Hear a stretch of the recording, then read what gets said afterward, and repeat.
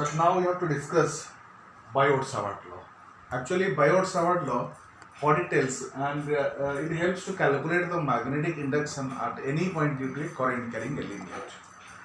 Magnetic field strength or magnetic induction, we are telling it the magnetic induction because the magnetic field is created or induced due to the current carrying conductor. So magnetic induction at any point due to a current carrying element can be calculated by help of Biot-Savart law.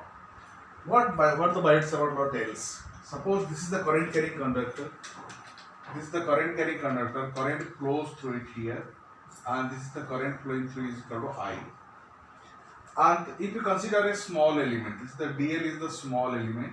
Dl is the small element, and this is the center of the element, and P is the point where you want to calculate the magnetic induction due to the current carrying element.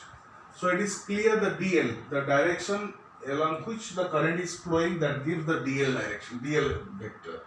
The dl vector equal to small element carries current I, and that is the r vector equal to the position vector of the point P. Position vector of the point P, and theta is the angle made by the position vector of point P with the direction of the current. That means dl vector and r vector, that makes angle theta. So from that, this is the current carrying conductor. This is the current carrying conductor, and what happens here at the P? If you use the directional formula, right hand thumb rule, what should be the direction of the magnetic field strength? So if you use the right hand thumb rule, direction of the magnetic field strength will be directed inward. That means at P we can get the magnetic field. The dV vector, that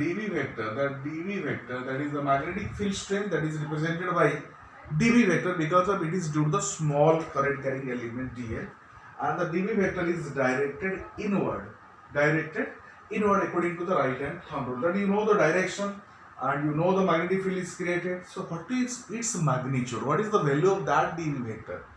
And that it can be determined by that is Biot-Savart law.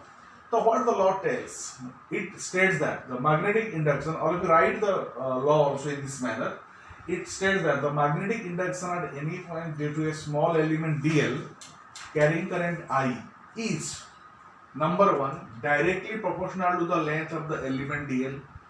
The magnetic field dV is directly proportional to the length of the element, that is dl. And number two, directly proportional to the current flowing through it, that is equal to proportional to I. And number three, directly proportional to the sine theta, because already you know that theta is the angle between the position vector of the point P and the direction of the current. That is simply you are writing directly proportional to the sine theta. And 4 is inversely proportional to the square of the position vector of the point P. So this distance square, that is equal to 1 upon r square. 1 upon r square. If you are combining all these things, you are getting dV equal to, we are finding dV equal to mu naught by 4 pi I dl sine theta upon r square. That is I dl sine theta upon r square. If you just represent in another way, if you take it mu naught by 4 pi, that is I dl r sine theta upon, I am writing it the r cube. If represented by vector form, that is dV vector equal to mu naught upon 4 pi I, this is the dl vector cross r vector, dl r sine theta, dl vector cross r vector upon r cube. So simply here you are finding I dl r sine theta, and that is r cube term is coming here. So whatever may be the, actually what will be the dV vector? So dV vector is perpendicular to the plane containing dl vector and r vector. That means if you use the right hand thumb rule also, immediately you are finding the direction of the dV will be directed inward. And if you use the vector product also, vector product rule, that is dl vector and r vector. This is the dl vector and r vector. dl vector and r vector both are lying on the whiteboard, And from DL to R, if you rotate by the vector cross product rule, if you rotate your hand like DL to R, the direction of the dV vector will be directed inward. In the both the process, you can find the direction of the magnetic field at any point due to a current carrying element, but the magnitude of the formula is simply you have to use this one, that is dV equal to mu naught by 4 pi IDL sin theta upon r square. If that point P, suppose if the point P, the theta will be 0, first cases I am telling it. If theta equal to 0 degree, that means the point P will be like that, it is coming this position. That means on the axial line of the conductor. On axial line. That means the point P will be shifting. Point P will be in the axial line. Will be in axial line. Axial line. So what will happen here? So sin theta, sin 0 will be equal to 0 and dV will be equal to 0. So no magnetic field will be there at the point on the axial line. So in this manner you can tell, suppose the current carrying conductor is here.